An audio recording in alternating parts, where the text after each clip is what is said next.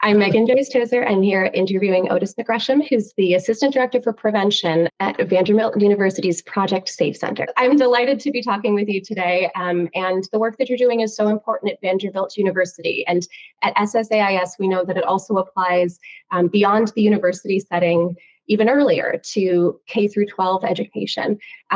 We're really interested in best practices when it comes to effective advocacy. And that's in terms of both supporting students when they've been harmed and the bigger and probably tougher problem of systems change on a large scale. I think you hit the nail on the head. There's those two facets, right? There's helping somebody that we love and care about who's been harmed in some way. And then there's helping to change the system in which we all kind of interact with. Advocacy is not the same for both. So the biggest pointer, the biggest kind of piece of advice I can give you if you're trying to support somebody who's been harmed is to have a survivor-centered approach. We have to recognize that the person who experienced the harm is the one who's going to have to deal with whatever those ramifications are. So what they want to have happen is going to be the most important. It's not what you were taught to do is the right thing or what you would do if it happened to you or what you think should happen. It truly needs to be centered on their experience and what they're capable of doing at the moment, what they want to do at the moment, kind of what processes or resources they feel connected to. So we put ourselves in a position to actually be helpful rather than harmful in that supportive advocacy piece. If we think about reporting to the police or reporting to a school administrator or kind of whatever that interaction or advocacy looks like, if the person who was harmed doesn't want that, then we've set ourselves up, even though we think we're doing a good thing, we've set ourselves up to harm them. So anytime we're working with somebody else's narrative, somebody else's story, we need to center our advocacy on what they want. When we start looking at bigger institutional systems, we start looking at bigger kind of cultural phenomenon, we need to advocate for the world that we want to see. Before somebody that I care about being impacted in a negative way, what system do I want them to exist in that will caretake for them, that will prevent that harm from happening, that will be responsive in a way that is supportive?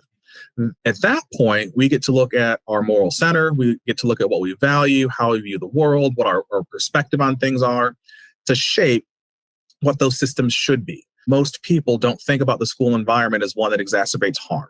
So how do I get you connected to the idea that the place where you're focused on test scores, or you're focused on social emotional learning, or you're focused on access to education, or you're focused on food security, whatever the thing you care about, understand that's connection to violence and understand that connection to violence prevention. That's going to be the easiest way for you to do advocacy from that systems approach, is linking it to what people already care about. And know that most people are good. Most people don't want their institutions, don't want their communities, don't want their spaces to be ones that harbor harm. So how do we make that a reality? Systems, absolutely work for the ideal. Individuals, you got to work for that individual and what they need. I love the way you put that. And I also really appreciate you pointing out how even the concept of school as a place where harm can happen is foreign to a lot of people. Could you speak a little bit to the problem itself for folks who don't really understand that sexual assault and harassment can happen as early as kindergarten? It does happen. It does happen a lot more often than we'd want to think about. And it's something that's completely preventable. We know that there are some developmentally appropriate ways in which children will understand their bodies, explore their bodies, figure out who they are. And if they're not doing that in an appropriate way where there's consent involved, where everybody's kind of aware and on the same developmental page, we've got inappropriate contact from children to children. So it could be kindergarten to kindergartner. It could be from administrator to child. It could be from older child to child. But that's not something that we always often think about. We don't think about the potential harm that happens there as students are developing relationships with each other and trying to figure out what does it look like for me to have meaningful relationships that aren't based upon proximity. So some of those things happen naturally as people try to figure out who they are. And then sometimes we have perpetrators knowing that that's a vulnerable population that people aren't necessarily on the lookout for, that will target those populations to inflict harm. How do we normalize the idea that if you see something problematic, you're not snitching, you're being a protective part of that community? Sometimes it's really just going to be about pushing back against some of those cultural narratives and providing a more positive narrative that's going to be less harmful, less impactful, and going to create a space where folks are going to be safe. Especially when we're talking about going from high school into college and the way that we treat and talk about all of these roles that children can play as they become adults and as they transition from K through 12 environments onto college campuses. So could you talk a little bit about that and about the gray areas and the issues in there? Yeah, and I think one of the seminal parts that even the work that I do at Vanderbilt is around how do we build a foundation of understanding so we're all talking the same language. So whether that is intentional conversations around relationships or bodily anatomy or interactions with folks or expectations of behavior, how do we say the same thing? So even at the college level, it's still having a whole lot of foundational conversations around here's what boundary setting looks like. And it's not just around romantic relationships. You get to set boundaries for anytime your body does anything with anybody else, you get to determine what that limit is. So that's where we start. It's how do we get that foundation where everybody's on the same page? And that's from like pre-K, when we start talking about bodily autonomy, we start talking about one of the big things I remember when my kid was like, if you had a biter in the class or a hitter in the class, like we keep our hands to ourselves, we don't hit, like that's bodily autonomy. That's instilling some sense of responsibility for self-control, some sense of responsibility for what our body does and how we interact with others. Because it's not like that kindergartner who learned not to bite the person who was sitting next to them or not hit the person sitting next to them loses that memory or loses that life lesson.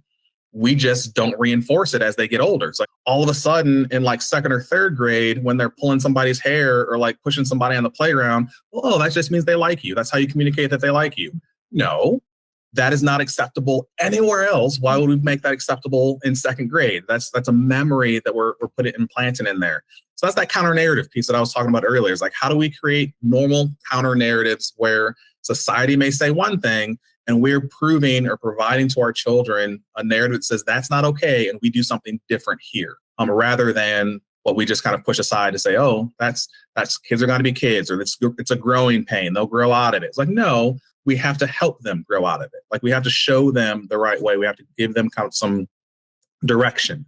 So if we can provide that counter narrative, provide that direction for folks as they develop and as they grow, I think that's going to be most helpful. And when you're talking about, I mean, in addition to the counter narratives that we can provide as parents, as families, what can we do to make sure that schools are supporting us in that? Like, how can families be holding schools accountable? One of the ways that as parents or as community members, as people who want their schools to do better, is to help your administrators understand how significant the experiences of sexual assault and sexual harassment are. So if we look at what are called adverse childhood experiences, so ACEs, there's lots of research on ACEs. Sexual assault and sexual harassment are one of those. So when we look at ACEs and we look at the impact to mental health, we look at the impact to mortality rates, we look at the impact to lifelong health implications, there's some significant research that suggests if we can nip these things in the bud and minimize the adverse childhood experiences that folks have, we can greatly improve people's lifetime kind of experiences. Because as an administrator, you only have so many hours in the day, you only have so many metrics that you can work with. How do we put this on their radar to say, while you're working on your test scores, while you're working on your school improvement plans, while you're working on your IEPs, whatever that focus is, sexual harassment prevention ties into creating environments where people can learn. We just got to help our administrators see that.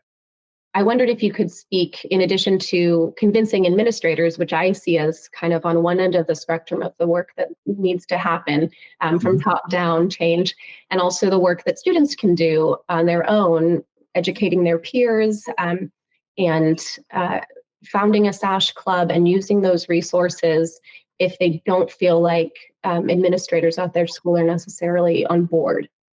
Yeah. Well, the beautiful thing about the SASH clubs and the work of Stop Sexual Assault in Schools is we've created a blueprint for folks to use. So the toolkits that are out there, the guiding principles of how to establish a club, of how to talk to administrators, how to look for advisors, all of that is in the SASH Club website. You can start that club anywhere. So anywhere you have like-minded folks who say, this environment feels toxic, this environment feels harmful, this environment is not what I need it to be. If there's a sexual harassment or sexual assault kind of tinge to that feeling, SASH Club has a lot of resources that you can go on the website, click through the resources, look through and say, oh, here's how we can have a 30-minute conversation on XYZ topic that's really impacting my community. Students don't have to be experts. Students don't have to go to workshops. Students don't have to go get trained. They don't have to figure out any of that. The SASH Club website has provided that for them. So the resources that are there make it very easy to engage in those conversations. And by starting at the bottom, starting at the foundation, starting with the students who are experiencing the school environment, you're going to have people who are tied into the needs of that environment, the assets of that environment. So here's the cliques that have already formed and what these cliques care about, what issues are really pressing, what issues aren't really pressing. One of the things that I love about working with college students is I'm constantly being refreshed on language and lingo and how students connect to each other. Our students aren't dating anymore. So when we talk about dating violence and kind of how to prevent that, they're not dating, they're hooking up, or they're talking to each other, or they're cuffing, or they've got a sneaky link, or they've got somebody on their roster. Like, there's lots of different ways that students talk about how they connect with each other. And if students are starting a SASH club, they know what that language is. So it's not worrying about somebody coming in to interpret and do an evaluation or an assessment of that community. They're a part of that community. So they can talk to their peers in a way that really resonates. As someone who is clearly parent age, the language that I grew up with is not the language they're using. So that's the power of the SASH Club, is if we can empower students and give them the tools, they can manifest it in a way that's really going to resonate with their peers. And it gives them an opportunity to say, hey, administrators, here's a thing that we can tangibly do to address this issue that I've seen. So administrators aren't sitting there twiddling their thumbs trying to figure it out. It's, oh, all I have to do is support you in this. How do we make this a reality? I love that point, that coming from within the environment and using the language is really important to connect with people and make it feel real versus just an outside presentation by someone who doesn't get it. I think change from within and demonstrating to administrators how much the students care and how much they need it. So when we think about if you start a club, any club, like you start a basket weaving club, like going through the process of initiating, this is what I'm passionate about. I'm going to find other people who are passionate about it. I'm going to set up a time. Like, that's some leadership. Yeah. If we're starting a SASH club to address cultural issues that are going to create a safer environment for everybody else, that's leadership to a level of I am an activist at this point. So it's not just a hobby or an interest that I have. It's me leading other people to a better version of the world than currently exists. And that's something that goes on college resumes and applications. That's something that really goes into the core of who people are. It's like, I get to live out my values. I get to say, I want to leave the world a better place. And that's who I am at my core. And this is how I get to do it. There's energy there. There's development there. There's growth there. If I leave XYZ high school and I graduate and I'm gone, yeah, I may have set some academic records. I may have set some athletic records. But if I leave a SASH club that's really going to change the culture and keep that culture safe, that's a legacy that I get to leave that says I was a part of that. And it's hopeful for all of us, too, to think that we have this new generation of leaders who have experience and who understand the depth of the issue coming out of high school age. Otis, it's been so fun talking to you, and I've learned so much. I'm so grateful to you. Thank you for your time. Yeah, thanks for having me. I appreciate it.